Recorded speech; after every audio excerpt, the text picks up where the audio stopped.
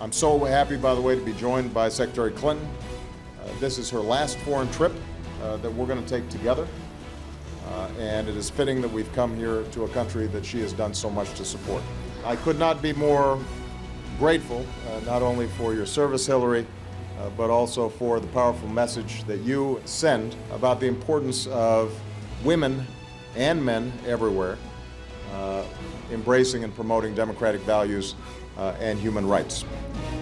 And sent from her last trip with the president to her last mission to the Middle East, some shuttle diplomacy from Hillary Clinton this week. We're going to talk about that now on the Roundtable, joined again by Matthew Dowd, Ruth Marcus of the Washington Post, David Sanger, New York Times, also the author of Confront and Conceal Obama's Secret Wars and Surprising Use of American Power, Joe Klein of Time Magazine, Peggy Noonan of the Wall Street Journal. And David, let me begin with you, because we did see this shuttle diplomacy from Hillary Clinton this week, the skirmish between Israel and Hamas over Gaza.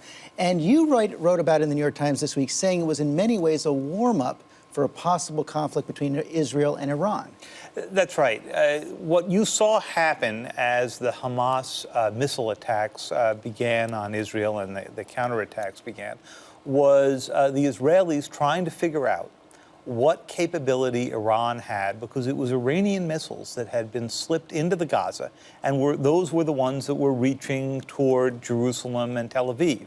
Now, they weren't enormously successful in that they didn't do very much damage. And the Israeli missile defenses worked quite well. And that was the main reason. Iron Dome, a program that the Israelis designed and the Americans funded, turned out to be pretty effective, not only at shooting down missiles, but at determining which of the missiles it shouldn't even bother to shoot at because they were headed to the sea or to some place where there was no population. That was a message to the Iranians, that if they thought that they would manage to get these missiles into the Gaza or into Lebanon in a sort of stealth Cuban Missile Crisis kind of scene where you slip in the missiles, that in fact they would be significantly less effective. On the other hand, the Iranians also learned a few lessons from this. They learned what the Israeli capability was. Now, the big question going forward is, could this help diffuse the possibility of a confrontation with Iran in 2013? The U.S. has now said, along with its allies, it wants to start the negotiations up again. That is coming up. But Joe Klein, in the meantime, every side seemed to claim a victory from this ceasefire. But one clear development is that Hamas seems to have eclipsed the Palestinian Authority. They represent the Palestinians now. Well, no, they represent the Palestinians in Gaza. I've sat down with the leadership of Hamas in the West Bank, and they've got elections coming this spring. And it's going to be very interesting to see how Hamas does on the West Bank. The West Bank, for the first time, I've been doing Israel for about 30 years now, and it's the first time that you've had a really effective, responsible Palestinian government on the West Bank. GDP has been growing by about 8%.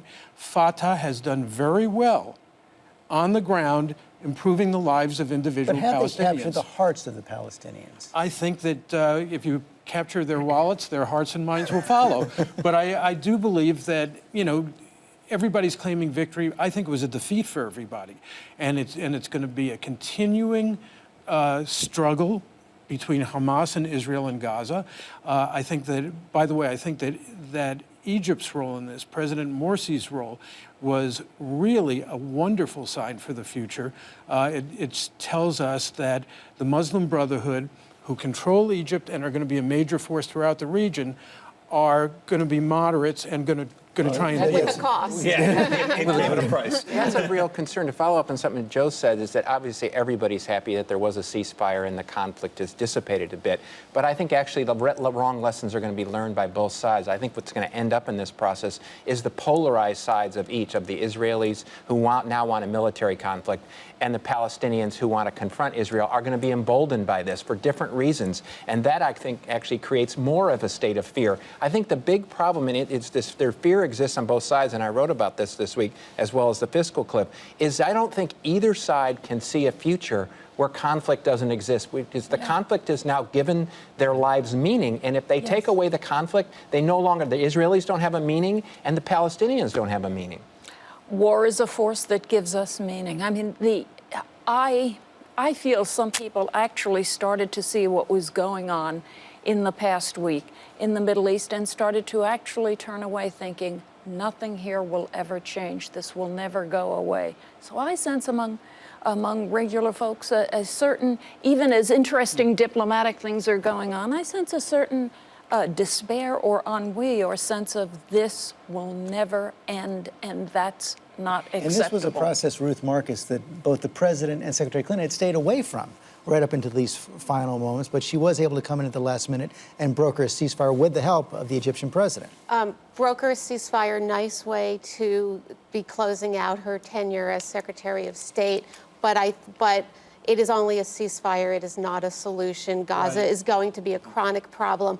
And I think Joe's exactly right. The most interesting aspect of this episode was President Morsi, who played a positive role, which it wasn't clear that he was going to play with respect to the ceasefire, and then turned around and exacted the price of seizing power. And note the State Department response, it's concerned. The price, no judicial review of his decisions. That's right. And this puts President Obama right back in the situation that many of his predecessors found themselves in.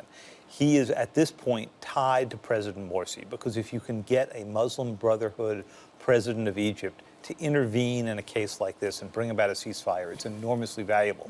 But if it does require him to do what the United States did for 30 years with President Mubarak, which is to just look the other way about what he's doing at home, that's going to be the dilemma that every previous American president's been in. The interesting thing here is that Hamas is facing the same sort of political situation in Gaza as Morsi is facing in Egypt. Morsi is looking at the Salafists, the extremists. Those are the people who were in the streets the night that video, rioting over that video in Cairo. And in Gaza, there are extreme elements who have been the ones who've been sending the rockets across. And there was, I was not optimistic, you can't be optimistic, but there were negotiations going on between Hamas and Israel through kind of third parties, and then Israel killed the guy who was doing the negotiating for Hamas, Jabari. Hamas has to decide whether it wants to be with the extremists or whether it wants to be with the other Muslim Brotherhood organizations in the region as a kind of moderate conservative force. I want to turn back to the debates here at home and more fallout from the elections of 2012. And Matt, you wrote a very interesting piece this week, talking about the myths of the election of 2012. And a few of the big myths you wanted to take on is that you say this is not about the brilliant tactics of the Obama campaign, whether it was the early advertising or their ground game, and it wasn't in the end a real choice election. This was a referendum on President Obama that he won. Yeah, and I think if the Republicans take away the wrong lessons from this, they're going to repeat this and fail again in the next presidential election. Campaigns and politics are always about big, grand movements. They're about the country, about where the country is. And if you take a look at where the country has been heading for 20 years, there has been a slow progress, percentage by percentage by percentage, of the growth of the Latino population. There's been a slow progress of people that are unaffiliated on religion. There's been a slow progress of single women that aren't married. All of those dynamics, huge electoral movements, basically presented themselves in the election, and basically Barack Obama much more closely matched that electorate than Mitt Romney did. And if you look at the president's job approval rating, which is basically what happens, is determinative of what happens in a re-election, it was 51 or 52% on election day, and that's what he ended up with. But I think the Republicans, if they're going to really learn from this, they have to figure out a brand and a candidate that matches where the country is today and the electorate where it is today, and not think they can change it in order to go backwards. And Peggy, Noonan, one of the things they're going to have to absorb is one of the points you've made is that this election, in the end, actually wasn't all that close. President Obama, 330 electoral votes. They're still counting the popular vote, but he's above the three. He has more than a 3% lead over Mitt Romney right now. I think from the beginning, it struck me as this is not just the re-election of a president. This is the rebuffing, if that's the right word, of the Republicans. Look, I think there are many lessons to be learned over this election. There was a not ideal candidate, it was a not ideal campaign, et cetera, but yes, in America, something's always being born, it's always changing. Demographically, it's changing. At the end of the day, elections are actually about ideas. They're about the stands each party takes. The Republicans do have to sit down and say, what are we doing? And as important, how are That's we beginning doing in it? some ways. We did see a reemergence, though, of Mitt Romney, at least in some photos this week, a more smiling Mitt Romney. I want to show it right now out there with his family. And Ruth Marcus, as we look at that, I want to bring this to you because, you know, both Peggy and Matt talking about the kind of rethink the Republicans will have to go through. But there has been a temptation, and it always happens with a losing party, just to pile on the candidate and blame it all on him. He's the guy. He's the one who lost it for us. It wasn't our fault. That would be the wrong lesson to take. I think there's also a danger for Democrats here in resting on their laurels and taking the lesson that demography is destiny. Demography is not destiny. Yes, the country is becoming browner. Wedge issues are not as wedgy as they used to be. But the Republican Party, unless you believe it's the congenitally stupid party, which I don't, is just as capable of changing and modernizing itself for the times as the Democratic Party was in the aftermath of McGovern and Dukakis. We got Bill Clinton. If the Republican Party updates its message, it's got a very attractive bench of potential candidates for 2016. It could end up surprising Democrats. Yeah, I disagree with Matt. I think that presidential election is always a choice, always. I think that that congressional elections can be referendums. In this case, Could Mitt Romney have won it? no, because the Republican Party's message was that we're the party of rich folks. And he, by the very nature of who he was, doubled down on that message. The Republican Party has to go back to being the party of the middle class. There are a lot of young conservatives who are doing some really, really creative thinking about how you do this in a policy sense. But that is the major change that the Republican Party has to make.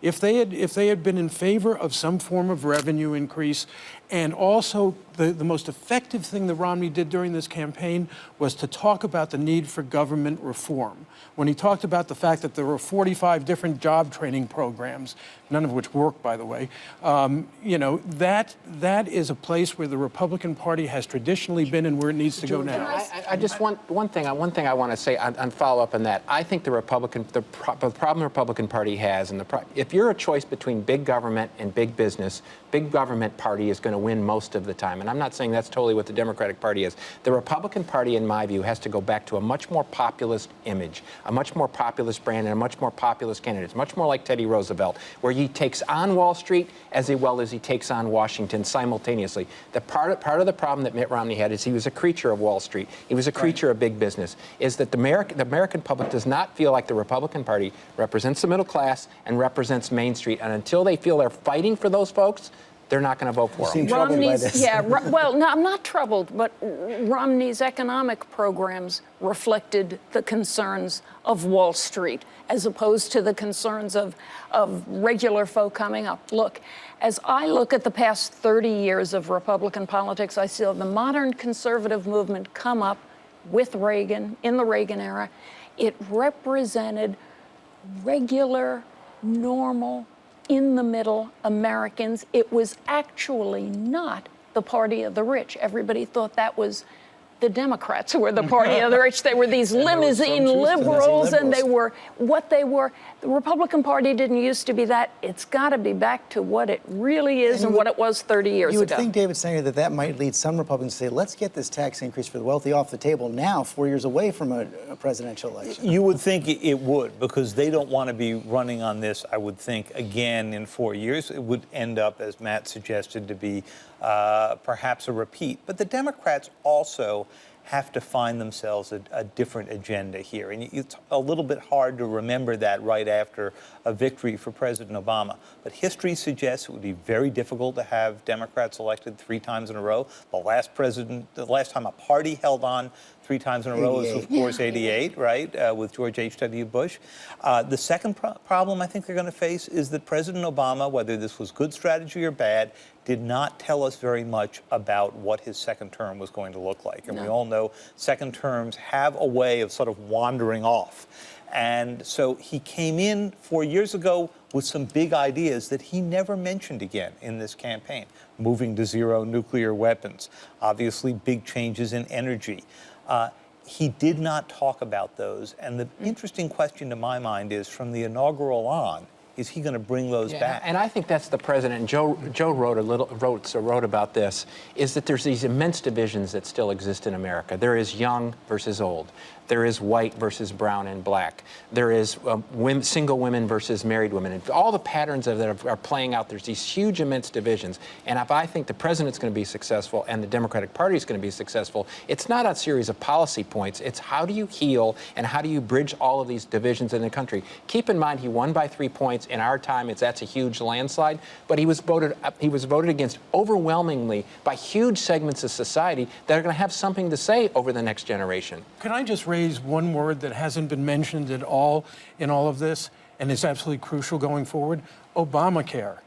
The president has a real opportunity here to reach out to Republicans in a number of different ways. Put malpractice insurance on the table, try and make these healthcare exchanges, which are healthcare superstores that people are going to be able to buy, make it into a national Right or now, the regional Republican effect. governors don't want to sign on to Right, that. make it a national or a regional program where it puts market forces at work. And then, if you have Obamacare, the question of what age Medicare begins at becomes kind of moot, because everybody has health insurance. That would take grace and magnanimity and shrewdness Oh my for God. him to move forward in They those should all go ways. see Lincoln. I'm not sure we're reopening Obamacare to do legislative fix on, but I think that the president's opportunity really is in entitlement reform, reaching out. He doesn't have to run for re-election. I think the squealing we're going to hear in the next several weeks is going to be very loudly Well, I from think the that's right. I think leftward he's fringes willing of to his do party. it. We'll see what happens with his party. Thank you all very much. Fantastic discussion. After the show, check out this week's Web Extra. Matt's going to be playing Fact or Fiction with your tweets about the 2012 campaign.